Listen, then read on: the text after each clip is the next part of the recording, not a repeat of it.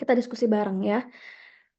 Sebelumnya ini mungkin saya intermezzo dulu ya untuk materi yang sudah kalian dapat. Jadi di blog ini adalah blog hubungan untuk semua penyakit sistemik atau dan juga kondisi sistemik dengan kesehatan gigi dan mulut ya.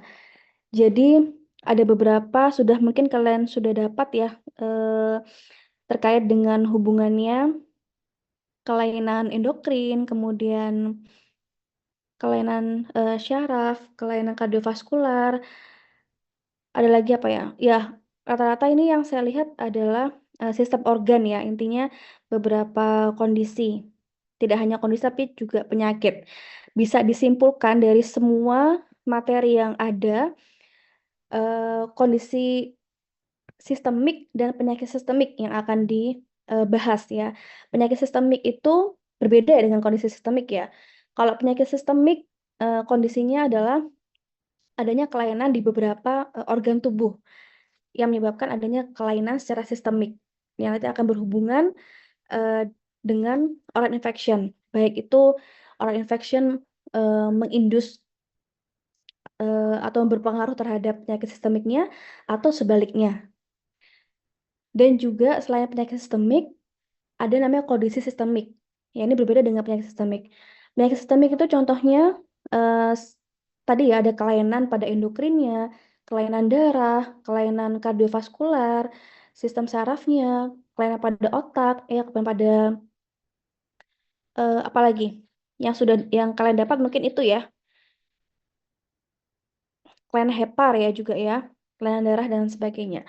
Tapi kalau kondisi sistemik itu lebih pada sebenarnya secara fisiologis akan teralami oleh manusia ya. Contohnya seperti kondisi pubertas ya pada wanita em, dewasa muda, kemudian juga kondisi ibu hamil ya pregnancy dan juga menopause. Jadi memang kondisi itu akan terlewati oleh beberapa wanita ya. Jadi memang kondisinya adalah bisa dikatakan sebenarnya normal, tapi ada perubahan terhadap sistem te- yang relate dengan siklus haid ataupun siklus menstruasinya. Juga akan berpengaruh dengan kondisi metabolismenya, ya, kondisi hormonalnya seperti itu. Jadi kelainan sistemik berbeda dengan kondisi sistemik. Nah, itu sebenarnya ada terbagi menjadi dua bagian untuk materi kuliah pada blok 10 ini. Jadi association between si penyakit sistemik dengan kondisi sistemik terhadap eh, oral cavity ya, terhadap kelainan ataupun kesehatan rongga mulut. Nah, untuk yang sekarang yang akan kita bahas adalah brain disorder ya dan hubungannya terhadap oral cavity. Oke, apa yang kalian harus tahu pada materi ini? Yang pertama, brain disorder yang relate dengan oral cavity itu apa saja? Patogenesisnya bagaimana? Kira-kira ya untuk hubungannya. Kemudian patogenesis dari oral infection terhadap brain disorder itu ataupun sebaliknya bagaimana? Oke, sebelum kita lanjut ke brain disordernya, mungkin ada yang bisa bantu untuk apa yang brain disorder apa yang kalian ketahui, kelainan otak apa yang kalian ketahui, yang kira-kira relate dengan kondisi kesehatan gigi dan mulut.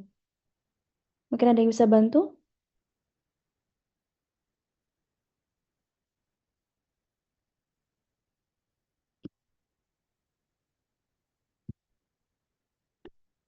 Oke, kalau gitu saya akan mention by name aja ya. Novia Dila Indah, yang atas nih, paling atas. Novia,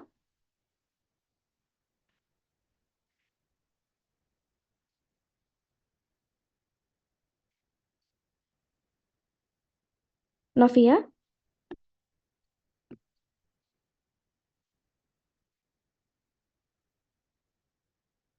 Zaki ada ya?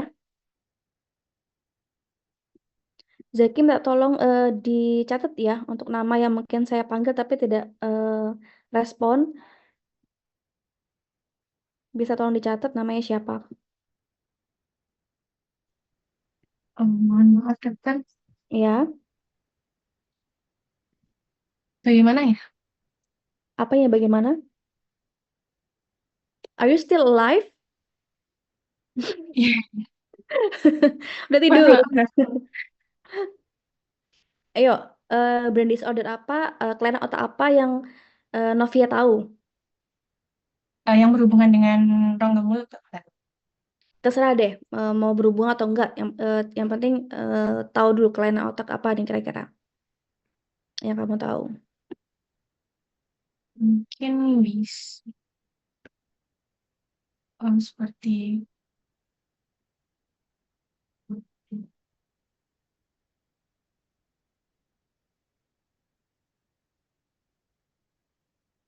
kalau yang berhubungan dengan mungkin tadi dokter kan juga menjelaskan eh, karena faktor umur gitu mungkin bisa Alzheimer gitu dokter. Oke, Alzheimer bisa. Apalagi? Hmm, yang kelainan dari kecil mungkin cerebral palsy. Cerebral palsy. Itu lebih ke Cerebral- ya syaraf ya.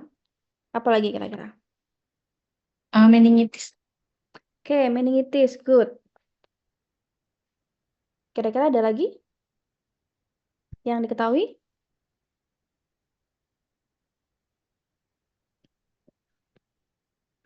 Mungkin yang lain ada yang tahu?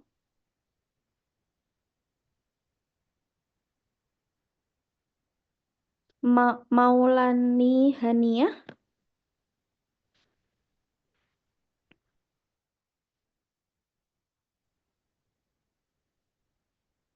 Mungkin demensia, dokter.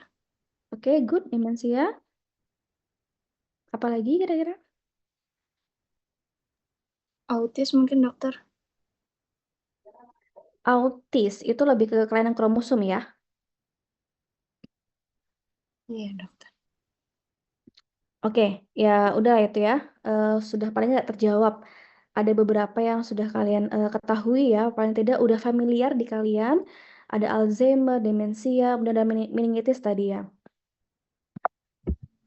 Oke, kita lanjut ya. Untuk brain disorders yang secara penelitian itu related dengan oral cavity atau kelainan pada rongga mulut, itu ada Alzheimer.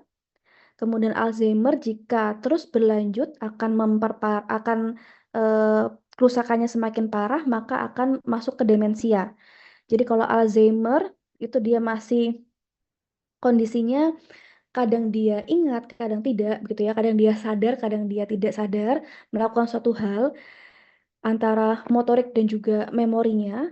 Tapi kalau demensia dia sudah kondisinya sepenuhnya sudah lupa ya. Jadi dia sudah tidak bisa mengingat kondisi. Jadi istilahnya keparahannya sudah berlanjut dibandingkan dengan Alzheimer. Kemudian ada stroke, ya stroke kondisi ini juga berkaitan dengan kardiovaskular. Ya, jika kondisi adanya plak atau sumbatan yang kemudian plak atau sumbatan ini atau apa namanya arteriosclerosisnya itu dia menyebar plak dari arteriosklerosisnya menyebar ke kondisi jantung, maka bisa menyebabkan arteriosklerosis. Tapi kalau misalkan dia kemudian plaknya itu bergerak ke pembuluh darah pada otak, maka dia akan menyebabkan stroke. Kemudian ada brain injury. Nah, kalau kondisi brain injury biasanya bisa terjadi ketika mungkin ada trauma, ya baik itu trauma secara fisik maupun kondisi ada yang mungkin inflamasi ataupun kondisi yang tertrigger ya oleh karena penyakit lainnya. Misalkan contohnya pada penyakit-penyakit kardiovaskular ataupun pada penyakit endokrin ya yang bisa menyebabkan kerusakan. Contohnya seperti mm, diabetes mellitus. Kemudian ada juga tadi penyakit yang sudah kalian mungkin lebih familiar adalah meningitis ya. Ini adalah suatu keradangan ya karena itis ya. penyakit keradangan yang dia terjadi atau mendegradasi dari selaput otak ya, pada selaput otaknya. Nah, beberapa kondisi ini ternyata dia akan berhubungan dengan adanya kelainan pada rongga mulut ya, baik itu penyakit sistemik yang berpengaruh dengan kelainan rongga mulut ataupun rongga mulut yang ternyata pada penelitian itu terbukti dapat men-trigger ya, dapat mempertiga dan juga memperparah dari penyakit sistemik yang ada di sini. Oke, kita jabarkan sesuatu ya. Pertama untuk Alzheimer. Nah, sebenarnya Alzheimer tuh apa sih? Apa ya hubungannya dengan tadi demensia? Tadi kan sudah saya sampaikan ya, Alzheimer itu kalau misalkan dia progresivitasnya terus berlanjut, maka dia akan menyebabkan demensia. Ya, jadi kalau sebenarnya Alzheimer dan demensia ini progresivitasnya tuh sebenarnya lambat ya.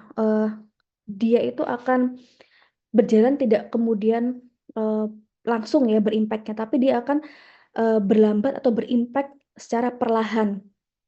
Tapi karena dia itu kerusakannya irreversible, maka kondisinya memang agak sulit ya, sulit untuk kemudian kembali menjadi normal.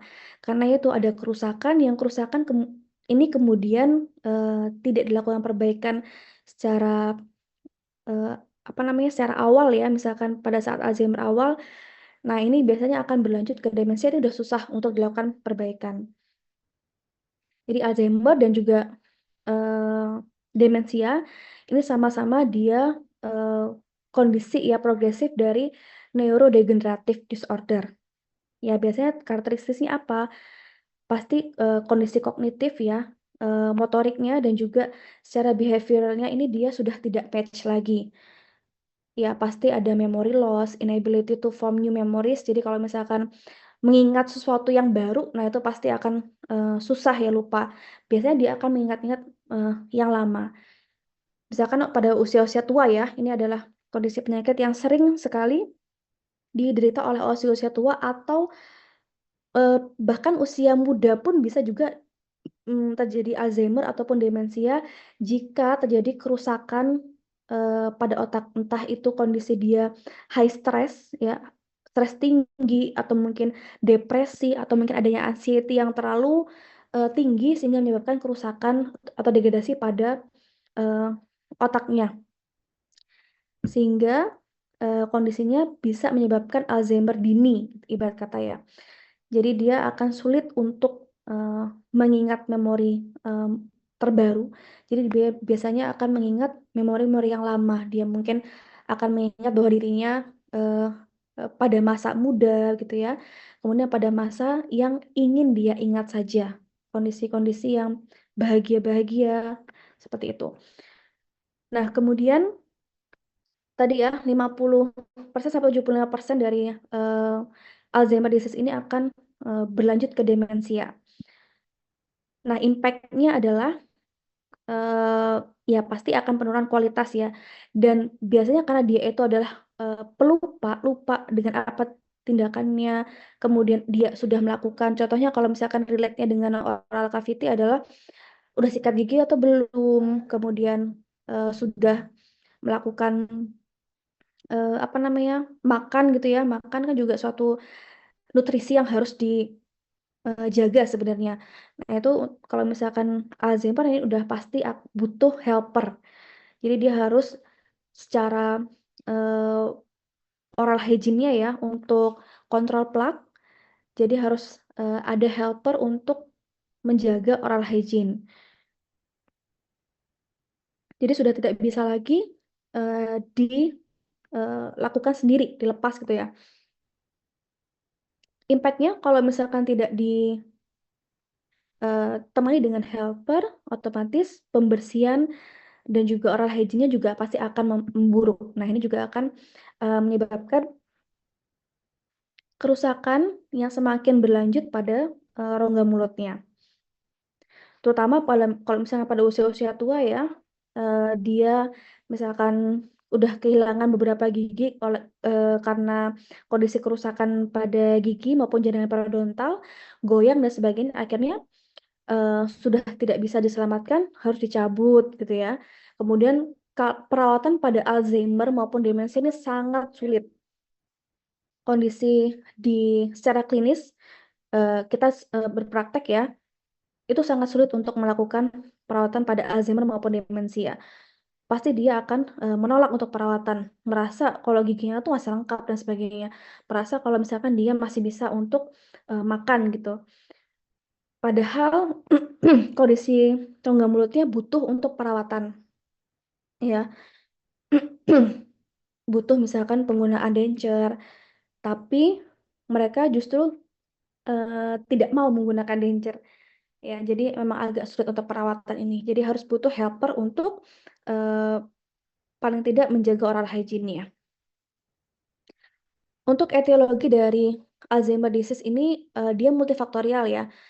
Beberapa kondisi ini bisa karena secara patofisiologisnya dia memang ada perubahan ya pada pasien, pada otaknya. Jadi bisa jadi adanya tersumbat ya oleh karena adanya plaknya terbentuk oleh amyloid beta dan juga phosphorylation dari TAU tangles. Jadi karena ada deposit dari plak-plak ini ya menyebabkan tadi syaraf-syaraf di dalam otak itu akan kemudian tidak sensitif atau terblok ya.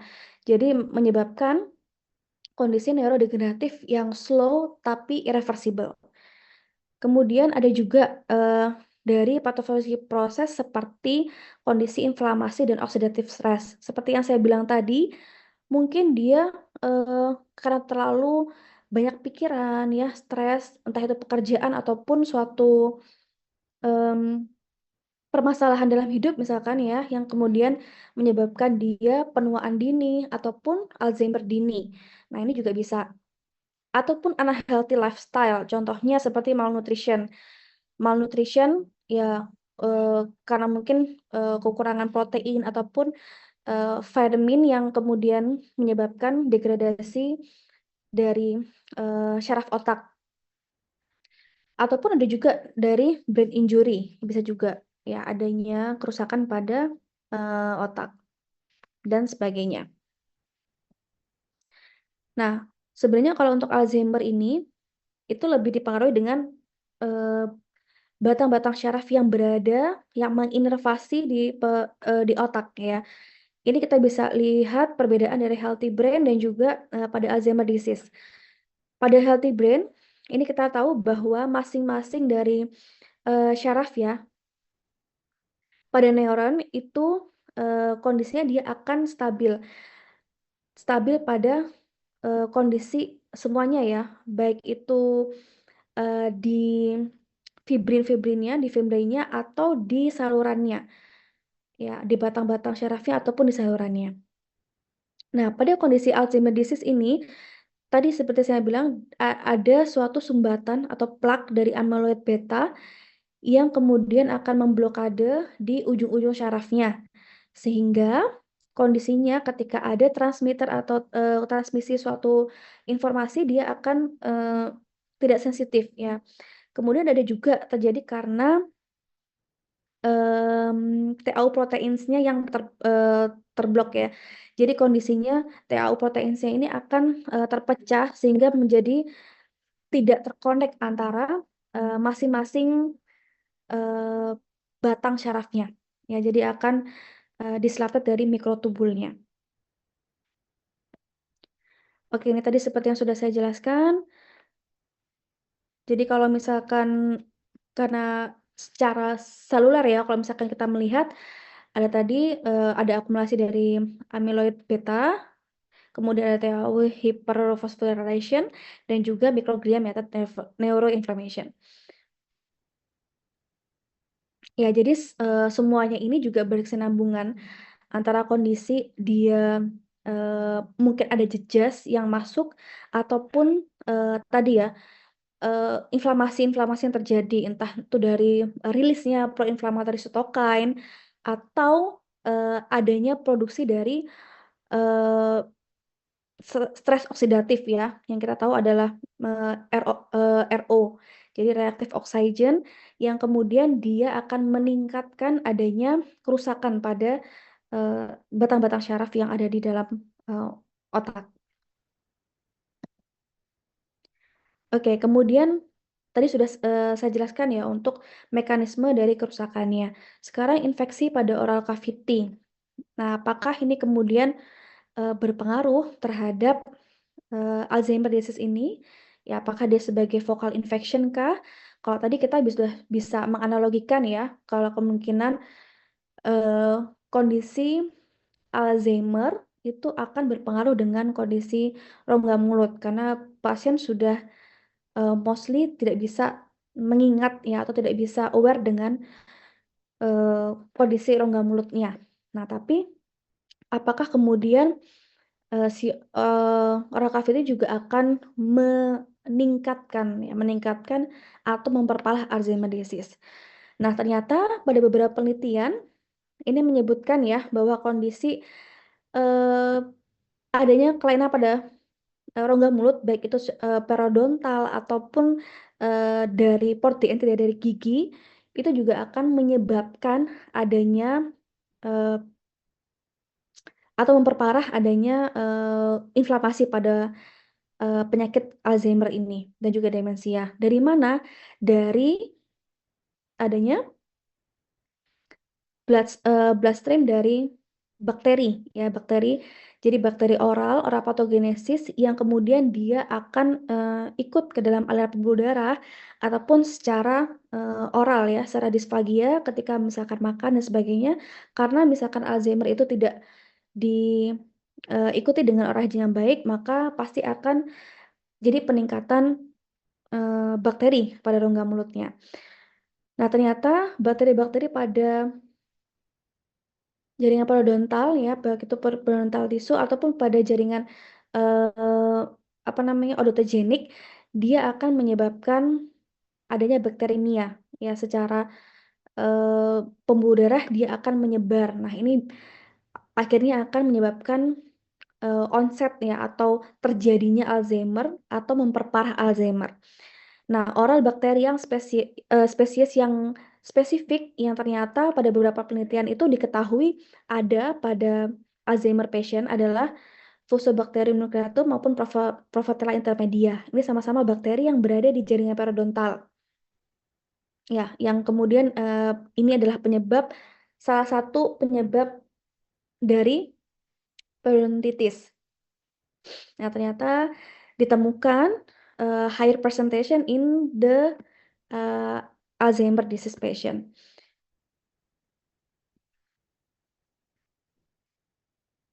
Oke, jadi berpengaruh juga ya terhadap onset maupun keparahan dari atau progresivitas dari Alzheimer disease. Nah, bagaimana kemudian role-nya yang menyebabkan oral patogenesis itu menjadi oral infection-nya, menjadi focal infection-nya. Ada beberapa pada penelitian ada beberapa role yang bisa kita simpulkan ya. Jadi ada role of oral pathogen, ada role of inflammatory mediators, role of APOE4 allele ini adalah protein dan juga role of amyloid beta protein. Oke. Kita lanjut ya. Jadi ini kondisi kalau misalkan tadi kan sudah diketahui kalau ternyata pada Alzheimer disease itu memiliki high level bakteri periodontal ya dibandingkan dengan yang non Alzheimer disease. Nah, yang pertama adalah role of oral pathogen. Jadi tadi ada P. gingivalis dan Troponema intermedia. Nah, ternyata untuk role of pathogen ini bakteri-bakteri yang bertransmit melalui pembuluh darah ini, dia akan bisa menyebabkan kerusakan secara langsung. Jadi dia bisa secara direct maupun indirect. Direct dia akan langsung ya merusak batang-batang syaraf tadi melalui pembuluh darah ataupun secara indirect. Secara indirect apa? Dari faktor virulensi yang dihasilkan. Jadi enzim toksin-toksin ya, enzim, toksin, baik itu toksin eksotoksin ataupun endotoksin yang dihasilkan dari bakteri-bakteri ini, yang kemudian akan menginvasi dari sistem saraf yang berada di dalam otak. Nah, selain dari P. gingivalis dan Treponema, ini juga ada bakteri AA dan juga ada bakteri Fusobacterium nucleatum yang juga ternyata dia eh, diketahui secara penelitian ternyata dia juga salah satu yang terdeteksi ya penyebab dari patogenesis dari Alzheimer disease. Itu untuk yang oral patogen, dia bisa secara langsung bakterinya ataupun dari toksin yang dihasilkan. Kemudian untuk inflammatory mediators. Nah, untuk inflammatory mediators kita tahu bahwa jika terdapat jejas ya ataupun bakteri yang masuk, maka kita punya defense mechanism ya. Kita punya suatu mekanisme untuk mempertahankan diri tubuh pasti. Dan dengan cara apa? Dengan cara kita menghasilkan inflammatory mediators. Salah satu yang kita tahu untuk inflammatory mediators itu adalah sitokin ya, sitokin proinflamatory. Contohnya interleukin 1, 6, interleukin 1 dan 1 beta, 1 alfa, ada TNF alfa ya, yang kemudian mereka saling berkonek ya untuk kemudian melakukan kerusakan juga karena dia sebenarnya targetnya adalah bakteri, tapi juga dia akan merusak sel-sel lainnya yang ada di sekitar bakteri. Nah, sehingga dia akan menyebabkan kerusakan lebih lanjut pada jaringan ya jika kemudian sitokin proinflamatory tidak terkontrol secara masif ya kemudian dia terproduksi maka kerusakannya akan semakin besar. Nah, ini disebutkan juga bahwa ternyata pada Alzheimer disease patient itu memiliki L6 yang tinggi ya, TNF alpha juga yang tinggi, yang ternyata pada juga dia mengalami periodontitis dibandingkan kondisi yang tanpa periodontitis.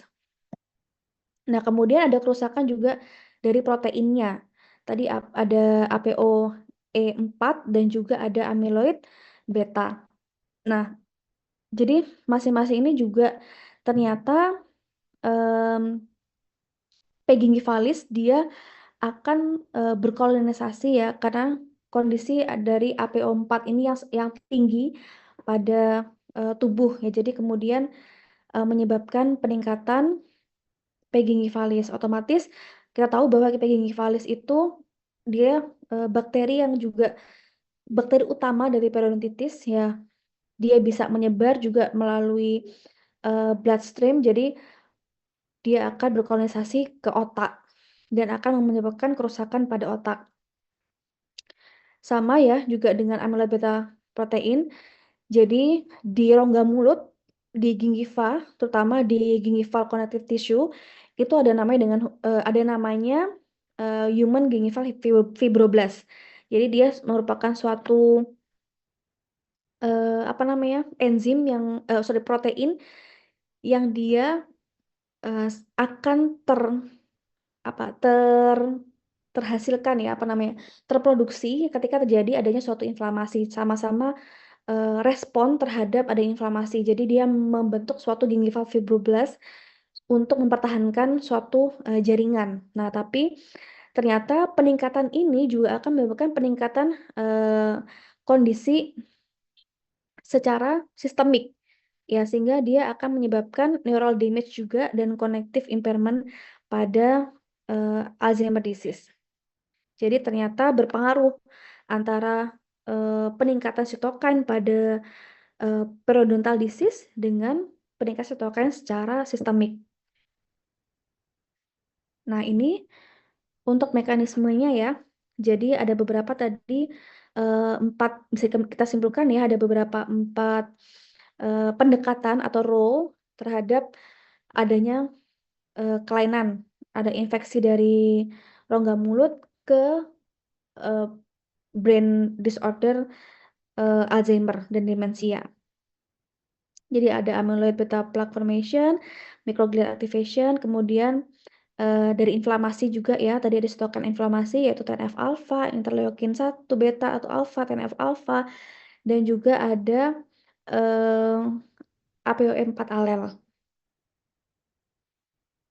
Oke, itu untuk Alzheimer. Ada yang mungkin ditanyakan untuk Alzheimer? Jika tidak, kita lanjut ya untuk meningitis. Mungkin saya agak percepat sedikit. Oke, meningitis mungkin ini yang banyak kalian tahu juga ya, sudah paling tidak sudah ngerti lah meningitis itu apa, dan sudah banyak sekali jurnal-jurnal yang menyebutkan hubungannya ya meningitis terhadap oral cavity ya, adalah penyakit dalam rongga mulut. Nah, kalau misalkan seperti stroke, kemudian Alzheimer, demensia, kemudian brain injury, memang ini kondisinya mostly adalah suatu kelainan yang terjadinya itu adalah slow dan irreversible ya. Kondisinya lebih ke adanya kerusakan yang di-trigger oleh multifaktorial tadi.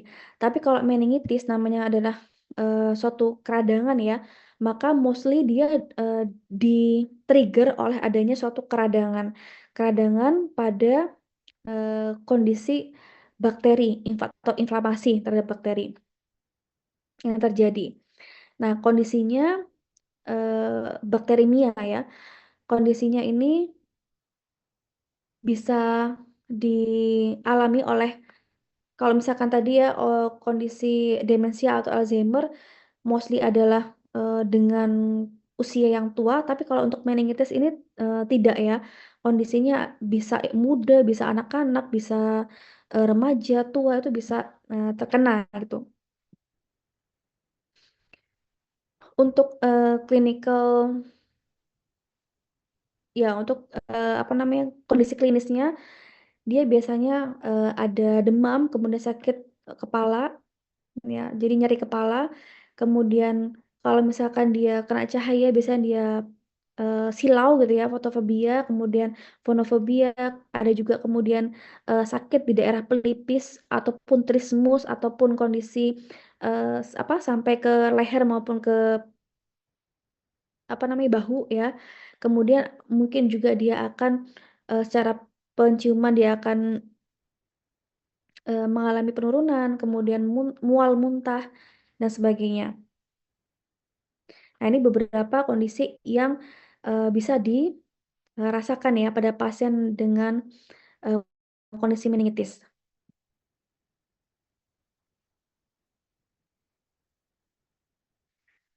Oke, nah ini yang saya sebutkan ya.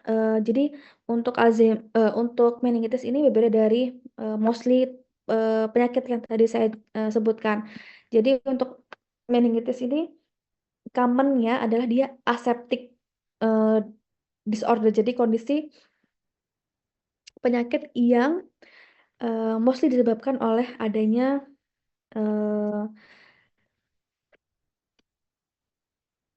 bakteri ya, ada yang kondisi aseptik tadi.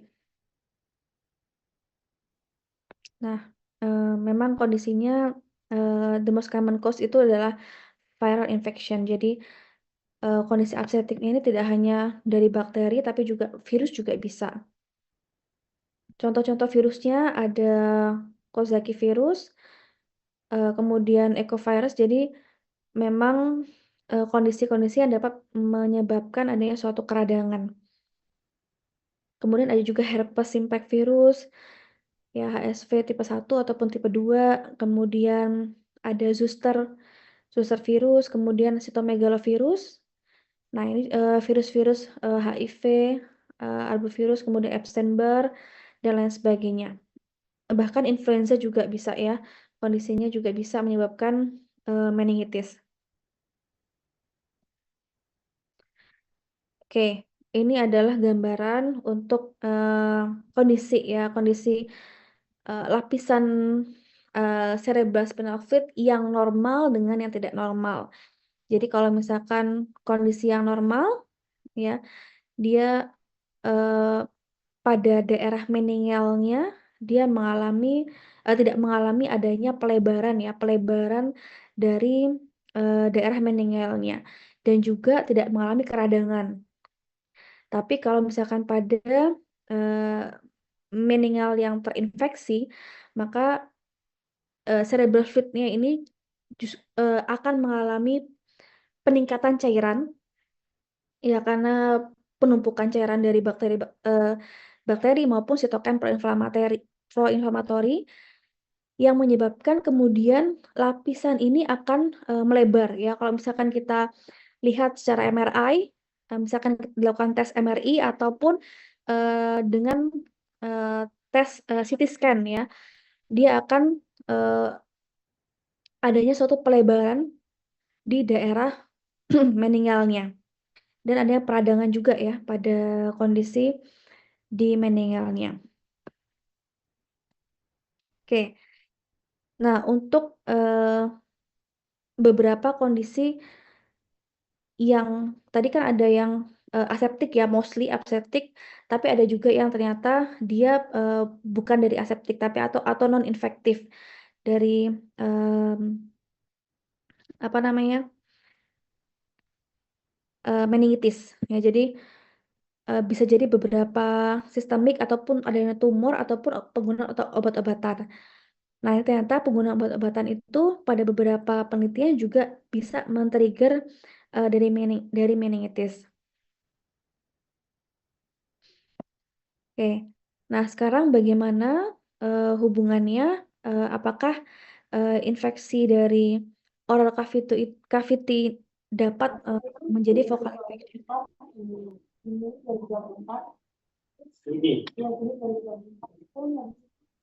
Gevela Hana bocor.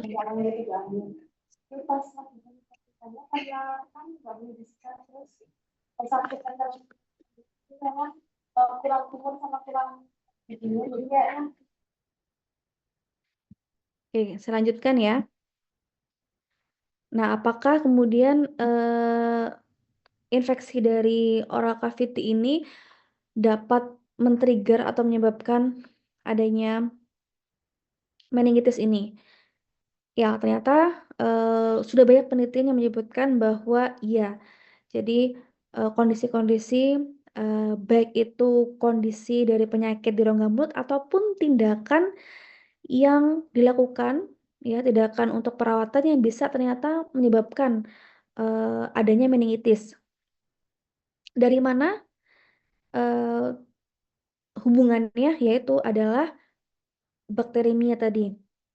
Ya, perjalanan bakteri dari rongga mulut sampai ke selaput otak. Jadi memang kondisinya bisa secara langsung ya, atau dia ada periode inkubasi ya, tidak langsung, bisa dalam within beberapa hari gitu ya.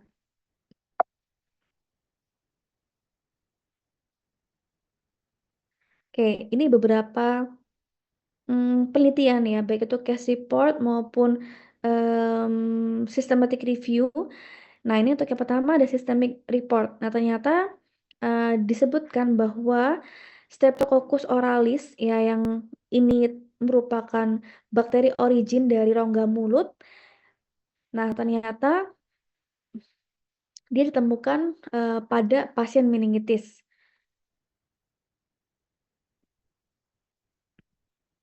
Nah, di sini dijelaskan bahwa pada penelitian ini ya, kondisinya itu adalah ini ada dental extraction, dental filling, dan extraction dan sebagainya. Ternyata ini secara klinis manifestasinya dia ada beberapa secara klinis ya, beberapa kondisi yang dirasakan oleh pasien. Headache, vomiting, neck stiffness, kemudian photophobia, fever dan sebagainya. Yang dia ada ternyata relate dengan meningitis. Oke, ada lagi juga penelitian ya, secara literatur review dan juga case report Nah, dia menyebutkan bahwa meningitis yang septik ya, dia itu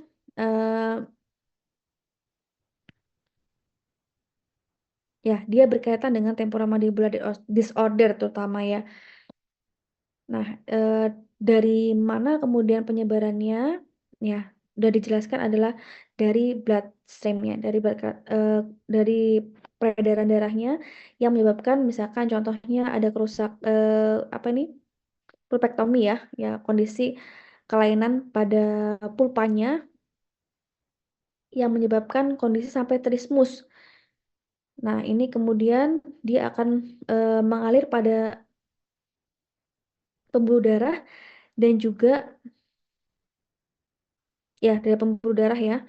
Kemudian terjadi abses juga. Nah, sampai terjadi abses, dia juga akan menyebar melalui inhalasi ya dalam apa namanya? Secara inhalasi dan juga berkaitan dengan mm, rongga-rongga yang ada di sinus yang kemudian akan menyebar ke otak melalui rongga-rongga yang ada di maksilofasial. Nah, ini disebutkan bahwa ternyata set of dental infection yang menyebabkan dari meningitis itu ada lebih di pada maksila ya. Kita lihat di sini bahwa lebih pada left upper ya, pada upper, kemudian pada maksila. Ya, karena memang pada kondisi maksila itu lebih dekat dengan rongga sinus ya. Rongga sinus otomatis akan dekat dengan kondisi otak. Jadi banyak rongga-rongga yang berada dekat dengan batang otak pada maksila. Nah, ternyata treatmentnya berkaitan dengan extraction yang paling banyak ya, atau pulpektomi. Ya, ataupun ada juga yang treatment eh, pada gigi ataupun kariesnya.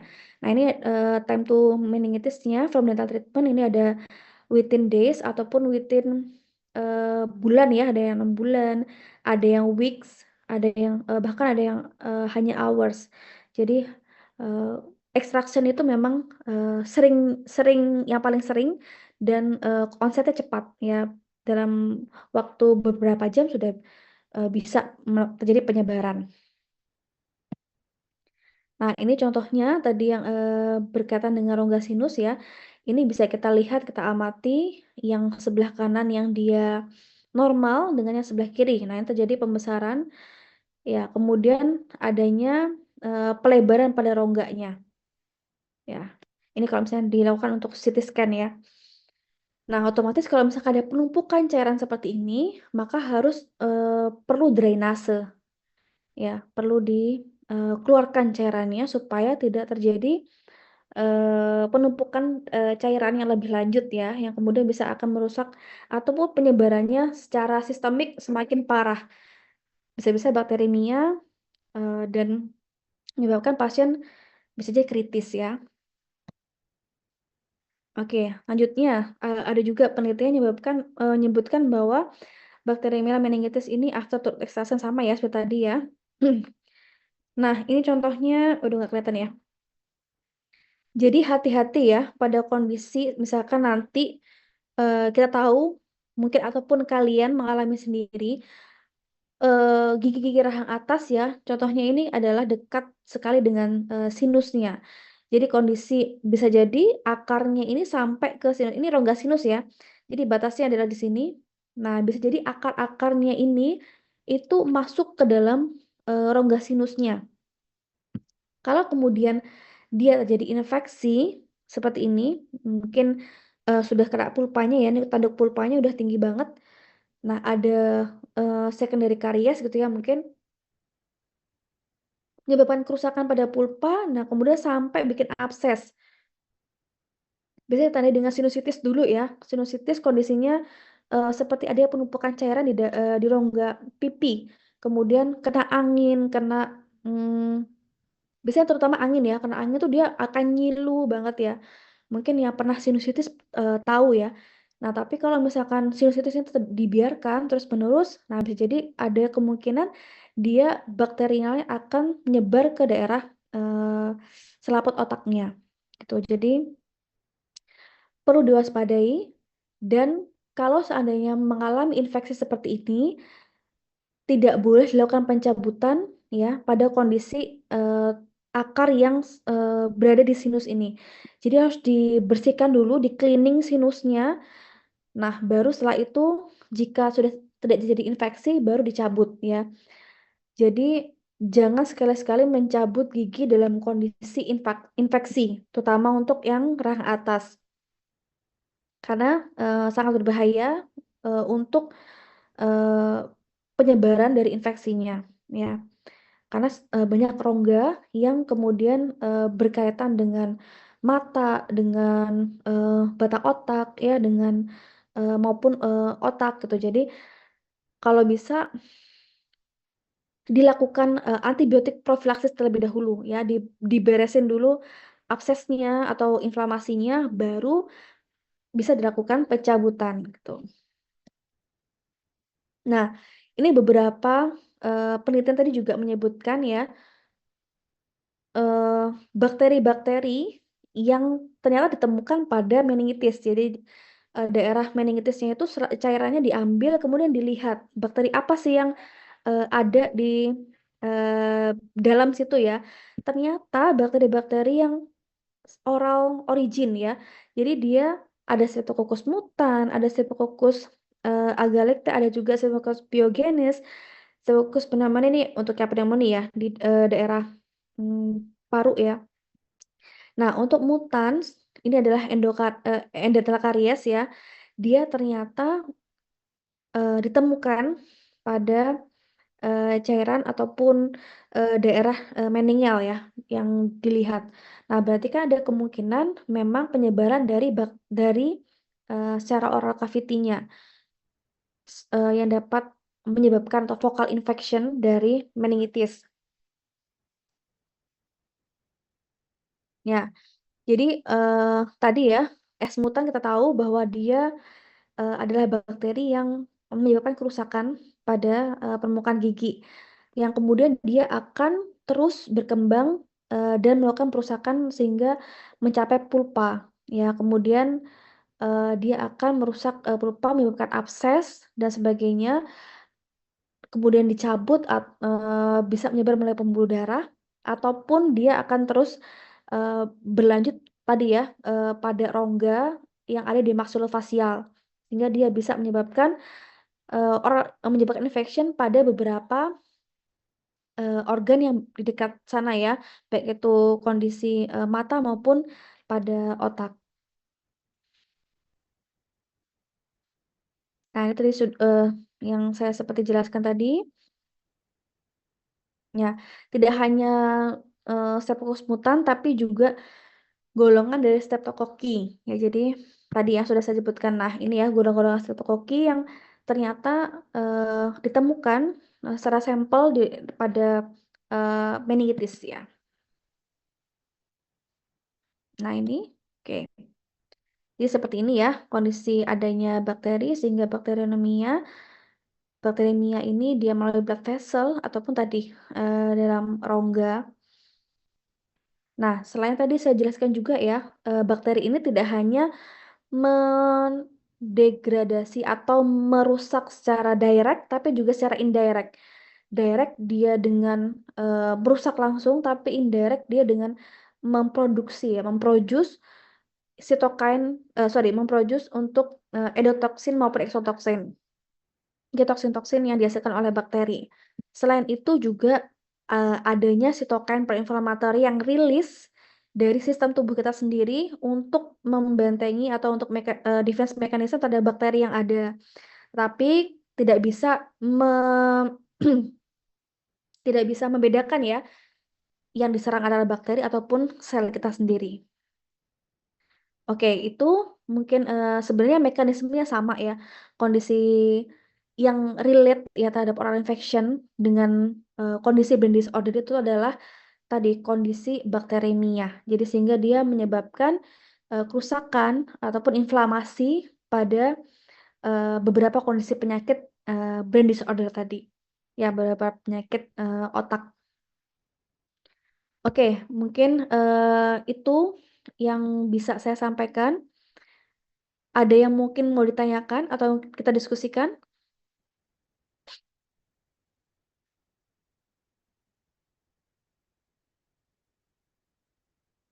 Saya rasa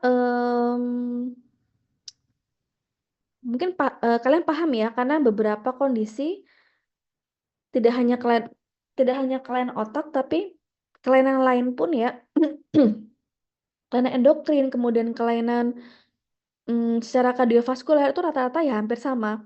Ya kondisinya ada bakterimia, ya, baik itu arteriosklerosis, kemudian apa lagi ya, kelainan jantung, kelainan pembuluh darah, yaitu sama triggernya antara bakteremia ataupun kondisi adanya peningkatan inflamatori sitokain yang menyebabkan inflamasi secara sistemik. Intinya itu kok. Relate-nya ya. Oke, ada yang mau ditanyakan? Jika tidak, mungkin kita cukupkan ya. Oke, Dwinda. Sebelumnya, terima kasih atas kesempatannya, dokter. Saya ingin bertanya, untuk infeksi penyebaran penyakit meningitis tadi itu disebutkan em, dapat melalui sinusitis. Nah, apakah ada kemungkinan jika penyebaran itu tidak melalui sinusitis, begitu, dokter? Bisa tadi dari bloodstream. Ya, terutama kondisi seandainya terjadi bengkak, kemudian kita lakukan pencabutan atau pembedahan. Nah, karena pencabutan atau pembedahan itu menyebabkan adanya bukaan pembuluh darah, ya. Jadi ketika kondisi pembedahan atau pencabutan itu akan menyebabkan pembuluh darah terbuka. Nah, akibatnya ketika kondisi infeksi bakteri-bakteri yang pada abses itu akan menyebar ke pembuluh darah. Itu akan lebih cepat bakteremianya. Ya, jadi bisa dari pembuluh darah, bisa jadi dari rongga-rongga yang ada di maksilofasial. Gitu ya. Jadi Terima makanya kasih, dokter. makanya kita kadang kita tahu ya kondisi oh ternyata bisa bakteremia terjadi. Jadi jangan sekali-sekali kalian ataupun saudara-saudara kalian ya kondisinya bengkak langsung minta dicabut enggak, tapi harus dilakukan apa tadi? Dilakukan apa dulu? Dilakukan apa? Pemberian apa dulu? Pemberian apa? Apa Dek Dwinda? Pemberian apa tadi? Antibiotik, dokter. Ya, pemberian antibiotik profilaksis. Ya, artinya diberikan antibiotik untuk pencegahan dulu. Ya, supaya tidak menyebar dan berkurang bakterinya. Ya, absesnya berkurang, bakterinya juga berkurang. Sehingga aman ketika melakukan pencabutan, tidak lagi ada infeksi atau bakteri yang bisa menyebar melalui bloodstream. Gitu ya. Ada lagi yang mau ditanyakan?